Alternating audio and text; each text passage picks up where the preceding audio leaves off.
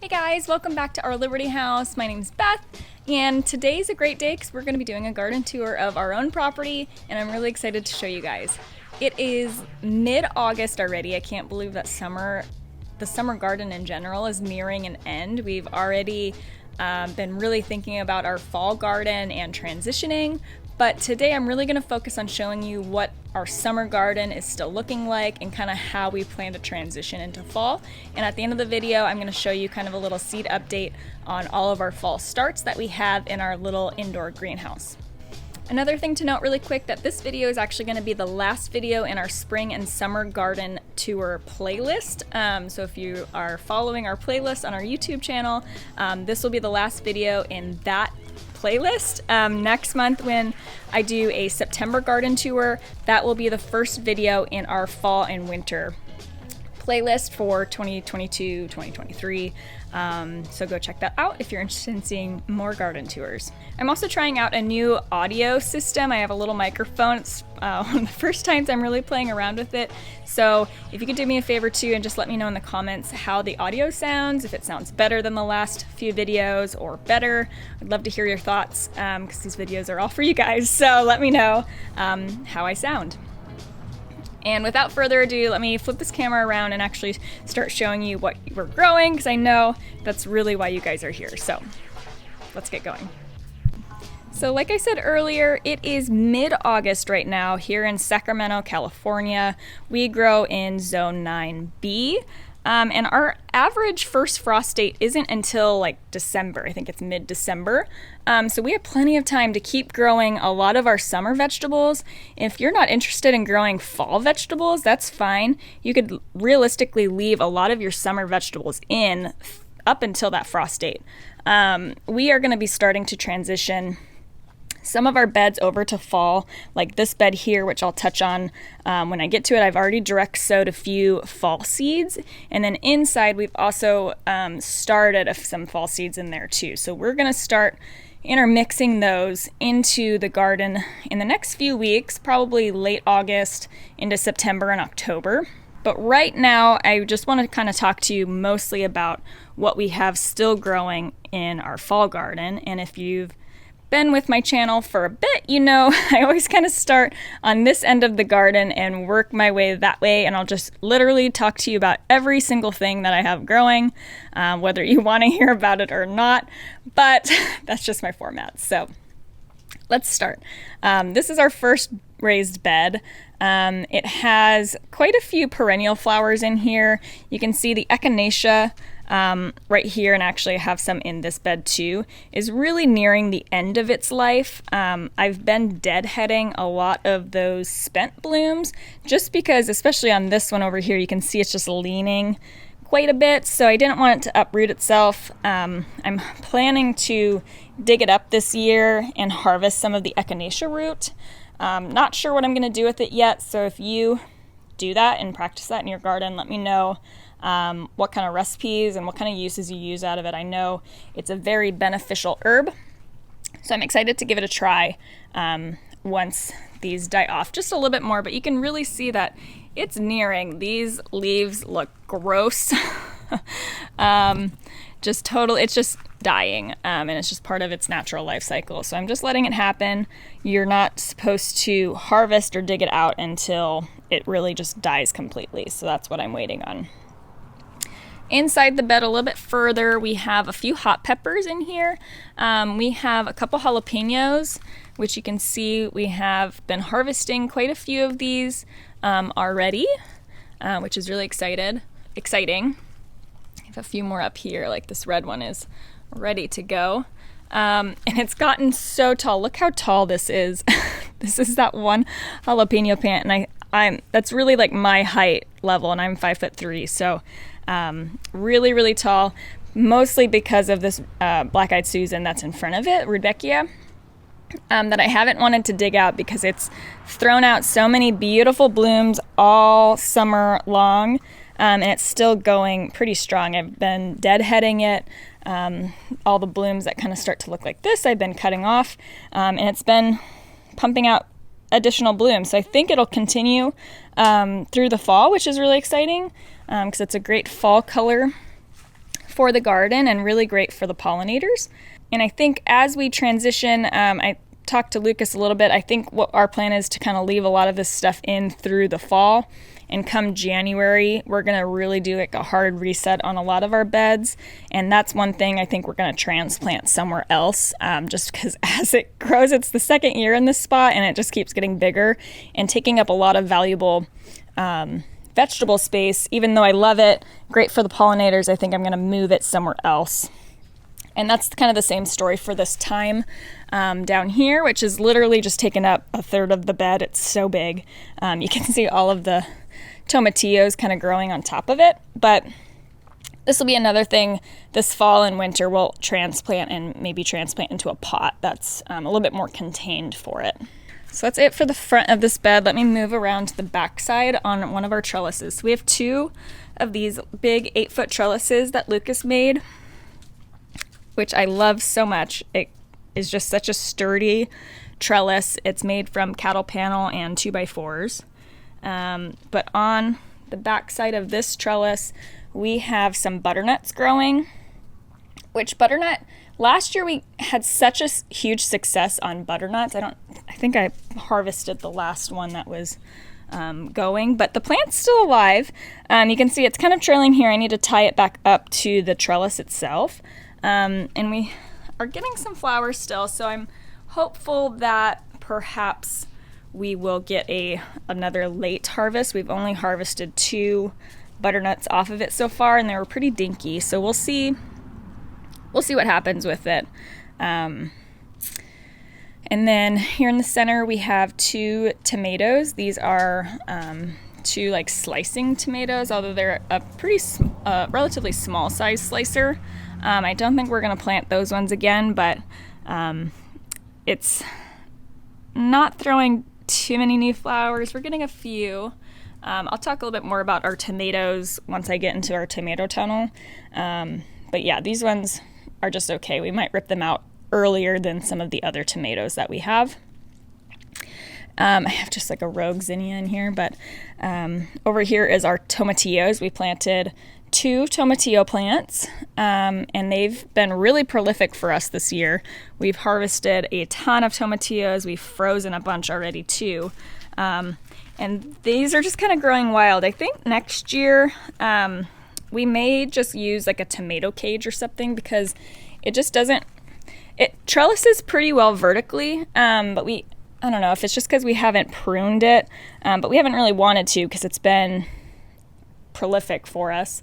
But I think next year we might try a different trellis for the tomatillos themselves, just to kind of better contain some of these extra branches that are coming out here. So that's kind of it for this first bed. Let me travel around to the next bed. Honestly, not a lot exciting going on in this bed. I got a few zinnias that are looking really good. These are ones, especially if you get these are the Benares Giant, or pretty much all the zinnias I have in the garden.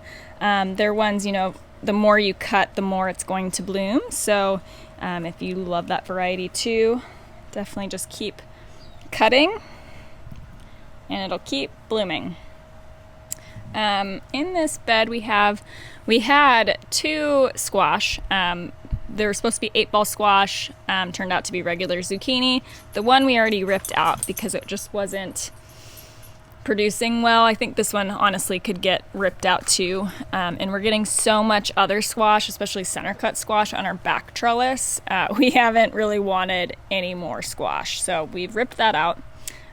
Also back here I have some beets that I sowed, seems like a long time ago. I honestly don't remember when they were, but it looks like we have a few little beets in there that might be about ready to harvest. And then over here we have a few more hot peppers that we planted. These are Serrano peppers right here. Lots of flowers on this, especially now that the The weather here has been so hot during the day, and this week we're actually getting like another big heat wave over 100 degrees. I think all week is triple digits. But at night it's been getting quite a bit cooler, down into the 60s, which has, I think, helped with some of the flowers. When it gets into the triple digits, especially with tomatoes, you're going to find a lot of flower drop, or they're just not going to produce as many flowers. But once it cools off a little bit, you're going to find more flowers. This over here is a Thai chili, which we have a few Thai chilies in there. And then this one over here is a Scotch bonnet. I don't see any peppers on this one, although a few, like that one there, I don't know if you can focus, is maybe gonna turn into some peppers. But we haven't had the best of luck with peppers this year. I'm not sure exactly why, but maybe it's just late. I know peppers tend to be later producers than a lot of the other summer crops, so we'll just wait and see what happens with those. Let me travel back around up here in these pots. So here's that oregano that used to be over there I pulled out earlier this year. I really just cut it completely back to let it kind of reshape itself. So we'll see what happens. I have a strawberry planter box here that is throwing a whole bunch of runners out. I need to, that's on my to-do list soon, is to kind of cut some of these runners out and transplant into another pot, just to continue the strawberry harvest through the fall. And then kind of one of our favorite parts of the garden this year is our tomato tunnel. Just take a step back and zoom out to kind of show you all of its glory.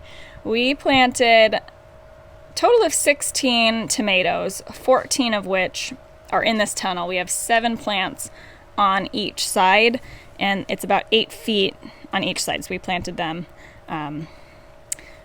just over a foot apart, really. And in between, we did plant some basil, which is doing okay. And we planted, of those 14 plants, we planted 4 varieties. Well, I really had to think about that.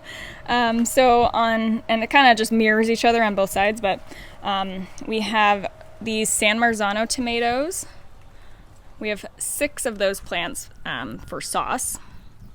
I know Lucas has been talking a lot about his tomato dreams for next year already.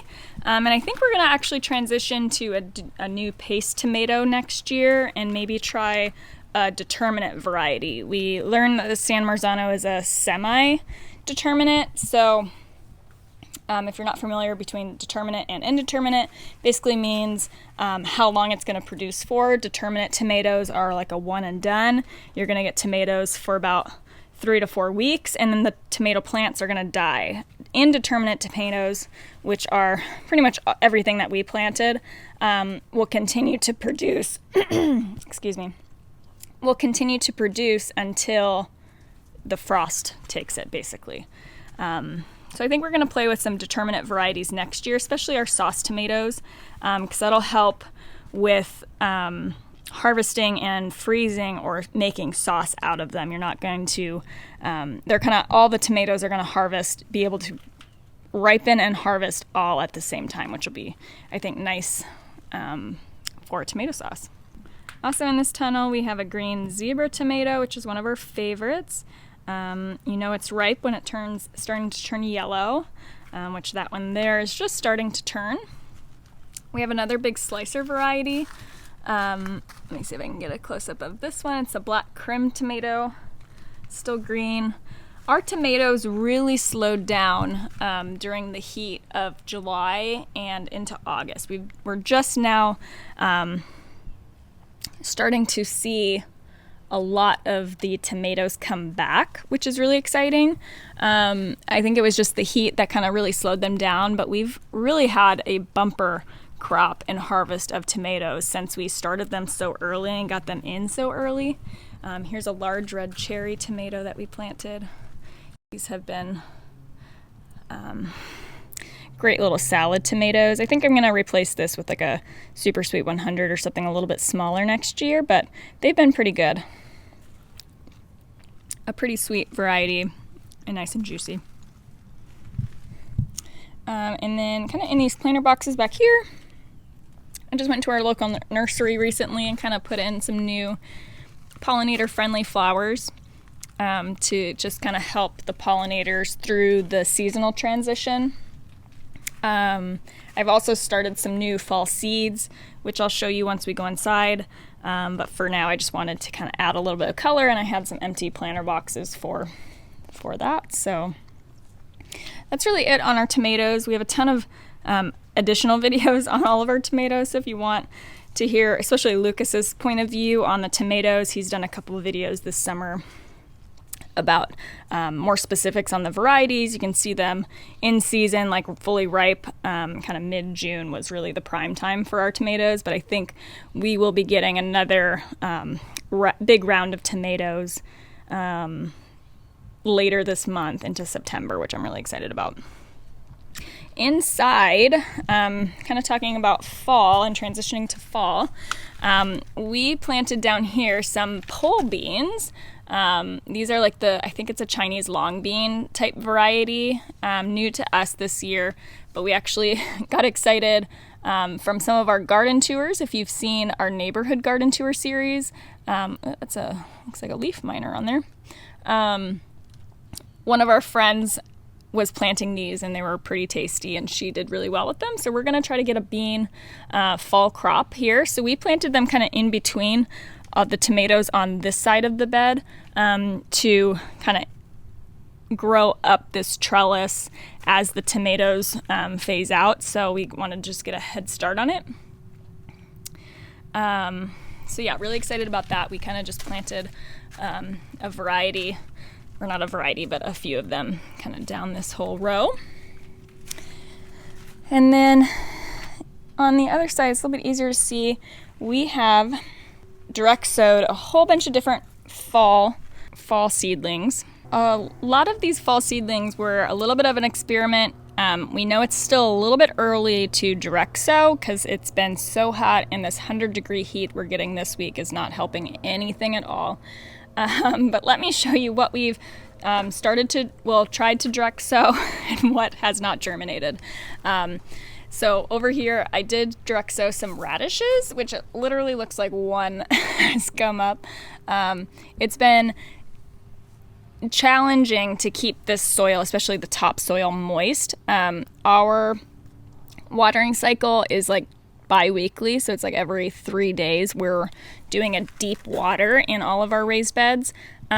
So during this transition, it's a little tricky to direct sow, mostly just because of the watering. I've been out here at least once a day, sometimes twice a day, just getting like the top inch of soil moist to make sure that those seedlings, when they germinate, don't die. But we've had a lot die because it's just hard to combat the heat in the Sacramento Valley. So I've put some shade cloth up to kind of help with it, but it hasn't been enough.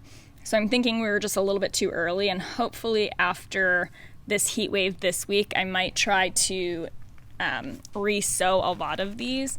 We tried parsnips and rutabaga, neither of which survived. I saw that some germinated and just kind of died off right away. They weren't getting enough moisture and it was a little bit too hot. But that's okay. Gardening's just an experiment, right? I did direct sow some sunflowers, which have come up. These are 2 giant sunflowers. They look a little wonky. I think we have some leaf miners, it looks like. So I might try to spray with some neem oil and see if that helps with the leaves. And over here I did some teddy bear sunflowers too, which I'm really excited about, that have come up and seem to be doing pretty well. So hopefully we have some more sunflowers come October, would be really exciting. Also tried to do some carrots, which carrots take a long time to germinate, but we've You can see 7/23, it's now mid-August in 3 weeks and we don't have any up, so I think they died.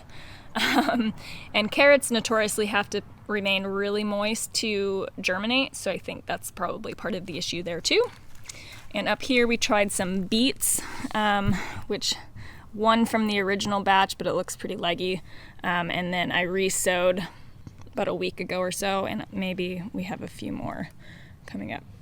I don't know what this is. This might be a weed. And then those dahlias, if you guys remember, I planted dahlia tubers here at the beginning of this spring, and they grew really well, but they were totally diseased by the time they came up, and it kind of looks like they still are a little bit.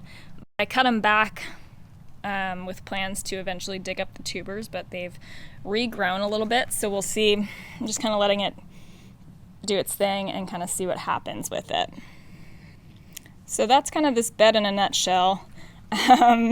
We'll see. So just kind of proving that we're not perfect either, so it's okay if you aren't either. We have some more zinnias here. Actually just staked these up a little bit because they were just leaning over into the kind of the grilling area, and kind of deadheaded a few of those this morning just to help with the weight distribution. And I think once it gets used to being staked up, it will kind of reform itself and straighten out a little bit. This back here is one of my favorite cut flowers. It's just a floss flower, Agertem blue, I want to say. That's always kind of pretty. And more basil back here, kind of intermixed with the tomatoes. That these are starting to do really well. We haven't really gotten a whole lot of basil yet this year, but now that the tomatoes are grown up and we've defoliated a lot of the bottoms, it's getting a lot more airflow and more sunlight, and I think that's just helping the basil grow a little bit more. And then let me show you some more flowers I got growing. So this is a mum, actually bought last fall, and then for the front porch area. This is a mum that I planted last fall. It's like just one of those ones you pick up at Lowe's, and I planted here and have just let it continue to grow. So I've been trying to deadhead it, but mums are a little tricky to deadhead, but maybe it'll bloom this fall. We'll see. And then over in this is one of the cut flowers I started this spring. It's a drumstick flower. It has cute little yellow drumstick kind of flowers. And it's the only one that stayed alive, still hasn't bloomed, so just kind of seeing what happens with that. And then these gigantic flowers has been such a joy. It's a celosia, and it's just been really, really pretty. And I've added them to some cut flower bouquets for the house, and it's just totally gorgeous. And it holds up really, really well. So I'm happy with this flower variety here. It's been really, really pretty. Okay, so let me move on to our next bed, which has been hilarious. This is our pumpkins. I'm not sure why I thought this bed would be big enough, but as you can see, it wasn't, or it's not. But we only planted 4 pumpkin plants in this bed, and it's gone absolutely bonkers. But I'm really excited to say that I think, knock on wood, we are gonna get a couple pumpkins for fall out of these plants. Right over here is our first pumpkin that's starting to turn orange. It's a pretty good size. I've had to have Lucas move the big green egg over to not heat it out, but yeah, pretty exciting pumpkin there. And then let me move over. Well, I think this right here is a smaller, I think this might be one of those white pumpkins. I think it pollinated. We'll see. But I wonder if I can, it had another pumpkin on here that didn't pollinate. I think it's fallen off already, but over here, I have a few more pumpkins. Oh, look at this beautiful, huge open flower. It's still morning time right now, so all of the flowers are nice and open. I love checking on it in the morning. But in here I have another couple smaller pumpkin varieties, and I'm sorry, I honestly don't remember what pumpkin varieties these are. I'll have to try to look them up for you guys. But yeah, two smaller ones here. I think these might be sugar pies or some sort of pumpkin pie type, sweeter baking kind of pumpkin. But two right there. And yeah, I've just kind of let it completely take over my potting bench. You've seen it if you follow us on Instagram. It was kind of trying to grow up the path here, but I just threw it up over here to stay a little bit more protected. But here is another pumpkin right here that's really large. It hasn't been turning orange yet, but I have a feeling it will pretty soon. If you can see in there, that pumpkin. It was trying to grow like up and over our compost bins, but we moved it because we were nervous that the vine wouldn't support it, and just threw it on top of a bucket because it wouldn't reach the ground. So we'll see what happens there. But yeah, that's kind of all of our pumpkins in a nutshell. I haven't seen any other pumpkins growing, but I think the plants seem to be doing extremely well. Very, very healthy. So I'm excited to find out if there are more hiding, especially kind of in the back. It's hard to get back there and see what's going on. Our fig tree we recently transplanted from its nursery pot into a slightly larger pot. We're not quite ready to plant it in the ground, and I'm not sure if we will this year or not, but it's loving its life in the bigger pot and has been giving us a few figs this year, which is great. We have a green one right up here you can see, and I think a ripe one. Oh, here's another green. I swear I just saw a ripe one somewhere. Oh, there it is. Right here.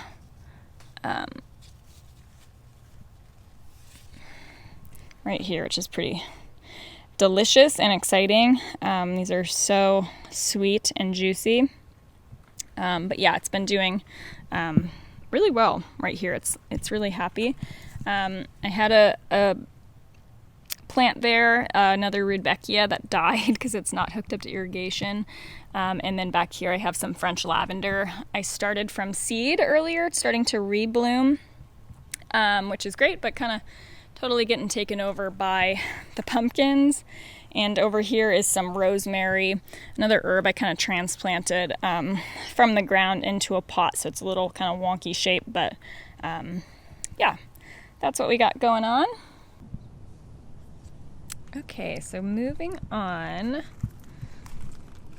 I want to show you guys our what we don't have going on here anymore. So we had a couple zucchinis and summer squash planted in a couple of these beds, which we've recently ripped out just because they weren't producing that much, and we're getting literally so much center cut coming out of our ears that we just didn't care to get any more either.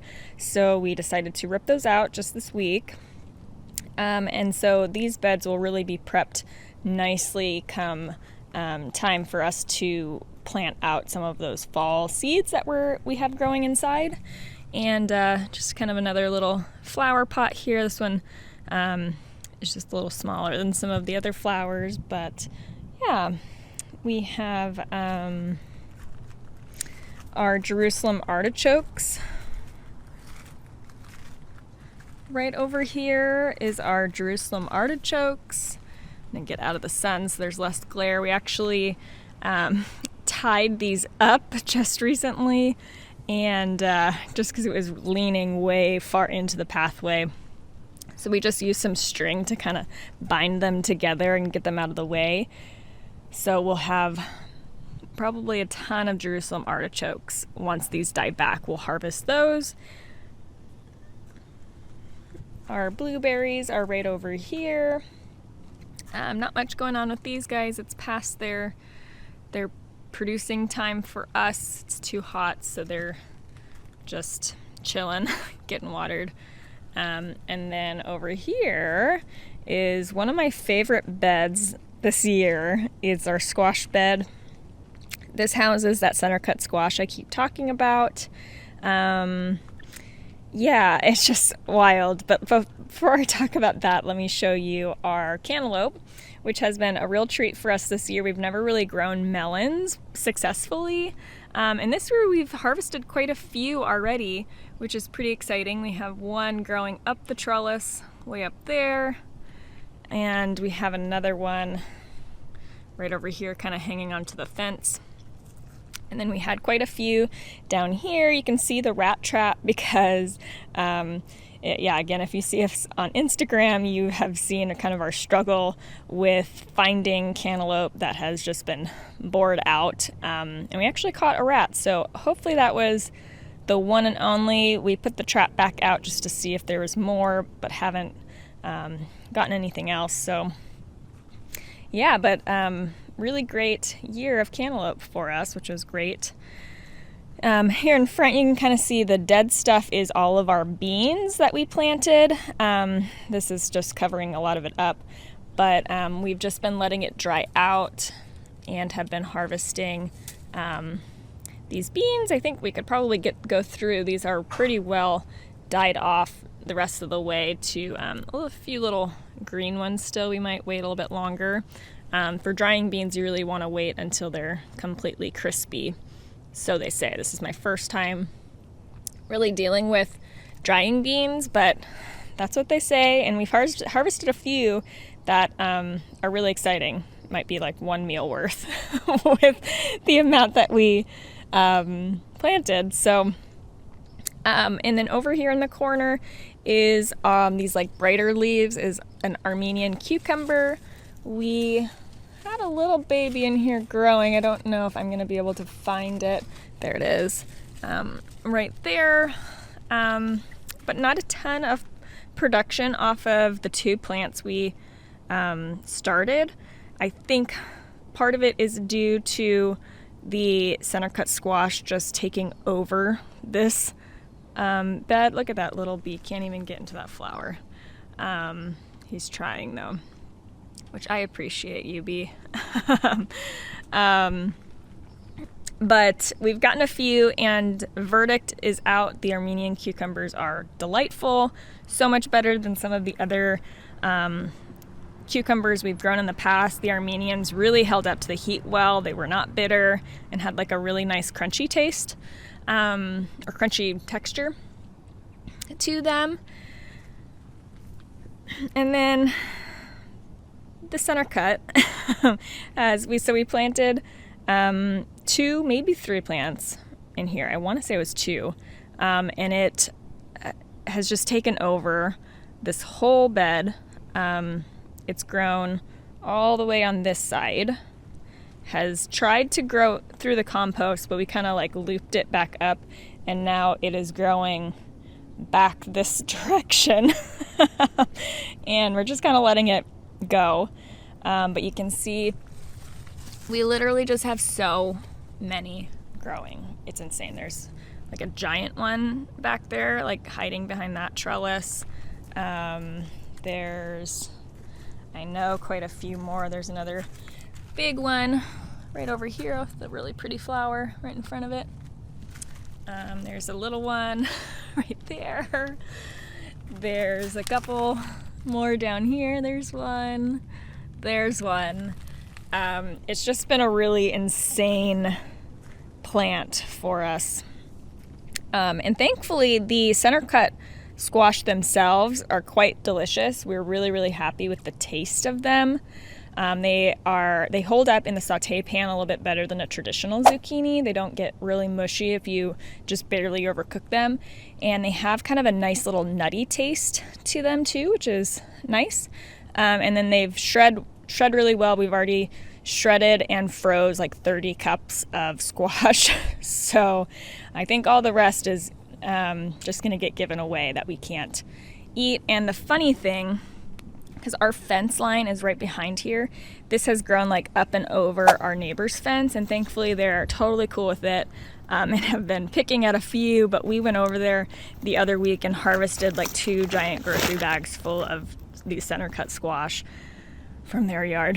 So it's just been extremely prolific. It's quite comical in some respects, but the center cut's also cool because you can let them dry out, I guess, on the vine, and they turn kind of like yellowing color, and they hold up like a butternut squash would in your pantry. So we've done that with a few pretty large ones already. We just like kind of left them on the vines to see what happens. And yeah, I haven't cooked any of them yet, but supposedly you can cook them like a harder squash, and it's quite tasty. So we'll get back to you, I guess, on how that goes. Also, kind of intermixed in here are some flowers, because when I planted out this bed, I wanted this whole side to just be some flowers for the pollinators. So they're peeking through. We have some purple of those Benary's giant zinnias in here. I got one sunflower that peeked through. A lot more of those zinnias kind of fighting for space. And the gomphrena, which is one of my favorites, is also kind of struggling to get light, but these are just really cute little purple flowers too. So that's kind of the skinny. Let me see if I can get out of the light for you guys. The skinny on our back U-shaped bed. Just some regular marigolds there. And yeah, I think we will hopefully see some more flowers come through now that the heat is behind us, hopefully, with the cucumbers and the cantaloupe. We'll see if we get any more of a harvest with those. We're not planning to rip them out anytime soon, so you might get an update from us in a couple weeks when I do the September garden tour, if we get a second wind on those, similar to our tomatoes. So yeah. All right, let me move over. I do want to talk to you a little bit about kind of these beds here with our roses in them, and then the last bed, which is on the other side of the yard. And first, let me show you these. I think they're pumpkins. I'm pretty sure they're pumpkins, not 100% sure, but this came out of our compost. Earlier this year, we put compost down in this little part of the garden, and we had a bunch of volunteer squash come up, and I pulled most of them out, but a few I missed, and they got relatively big, and I'm kind of just letting it go. It looks like this didn't get pollinated, but it seems a little too round to be a butternut squash, and maybe it's a cross. It could be a cross between a couple things too. I'm not sure. I'm just kind of letting it go to see what comes of it, but the leaves are relatively big. So yeah, that's just kind of a fun adventure. And maybe they're getting cross-pollinated too from the pumpkin bed right there. Because I don't think we put any pumpkin seeds into our compost recently, so that doesn't necessarily make sense, but that's what they look like, so it's hard to say. Over here is our Sweet Mademoiselle roses. We have 2 of them, just looking really, really good. We planted some artichokes. Honestly, these could probably get cut down. We let them flower for the bees, but they're looking a little sad now, and there's just another random squash. Okay, don't mind the mess of my patio. You can just ignore that. And do you see my dog right there, Liberty, just chilling? That is not a day bed for the humans. That's a day bed for Liberty, in case you were wondering. We also have a couple climbing roses on this arch. And then here's the second Sweet Mademoiselle, another artichoke there. This is, oh my gosh, the yard's a mess. This is some lemon balm that's like, I just need to cut it out. It's completely taken over. And then you guys can totally laugh at us. That's fine. But check out our passion fruit vine. It's gone completely insane. it was trying to like grow this way, but I didn't want to cover up the hose, so we rednecked some sort of trellis temporarily, just to get it away so we can still access the hose. But yeah, just kind of wild. I'm not sure what we want to do with this yet. It needs a good pruning. Obviously it's like trying to attach to like the power lines and things that should probably get taken care of soon. But yeah, that's just funny, I think. And then this bed is our pepper bed. So we planted a few hot peppers that you saw in kind of the main garden area, and then over here we planted more of the sweet peppers. So, and I think a lot of these could get a harvest, so this will be nice for you guys to see a bunch on the vine. But we have, these are picnic peppers, so kind of like a bell pepper, but a little bit smaller, and they'll turn colors, and get, yeah, so here's the same ones, just in red, a little bit smaller, but still like super sweet, and just like a good snacking pepper. Oh, and then here's a nice yellow one for you guys to see. And then, oh my gosh, we really should have done a better job like trellising these a little bit with like a tomato cage or a stake. I know I staked a few of these with some palm tree branches, but it looks like I ran out and then forgot about it. This is, I don't know what this is, to be honest. I might have to just taste that and see. But then we have some shishitos back here. Oh yeah, these are due for a picking because some of them are turning red.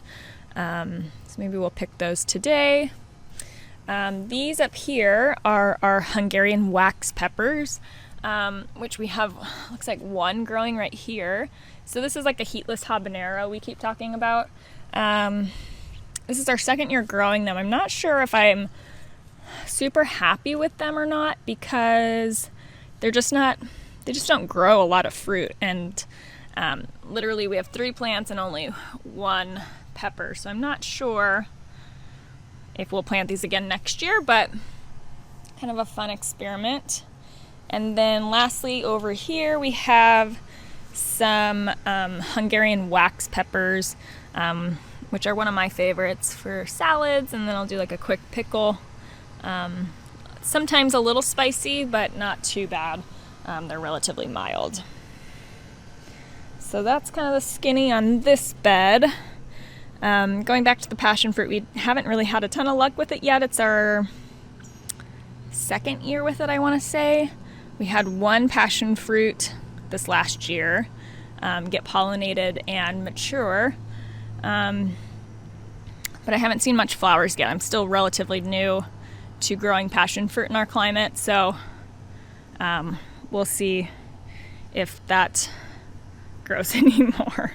But it could use a good haircut. Okay, let me show you 2 more things that I always just kind of end with is our couple of trees.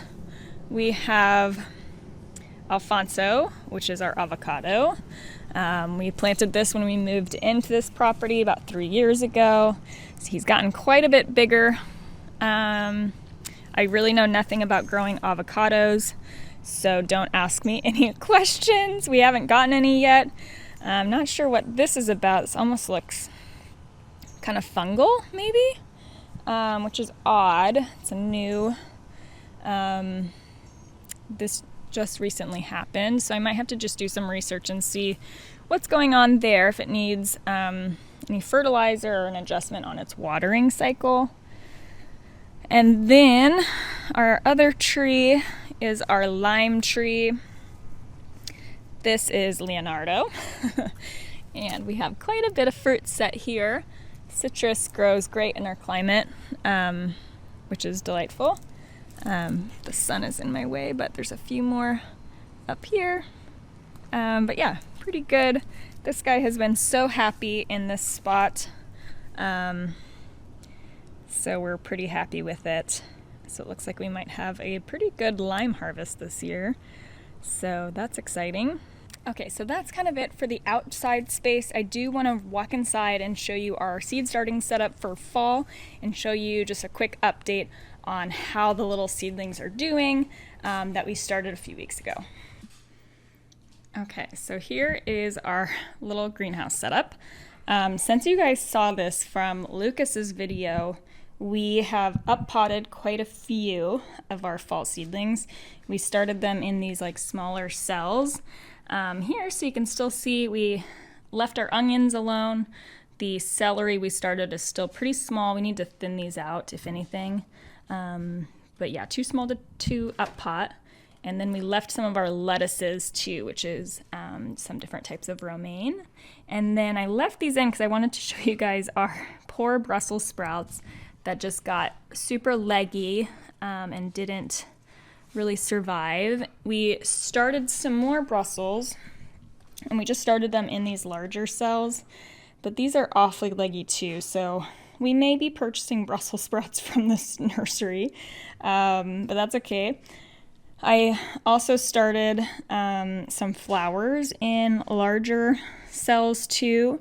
So I started some bachelor buttons, some clary sage, some violas, and some stock to put out in the fall garden too.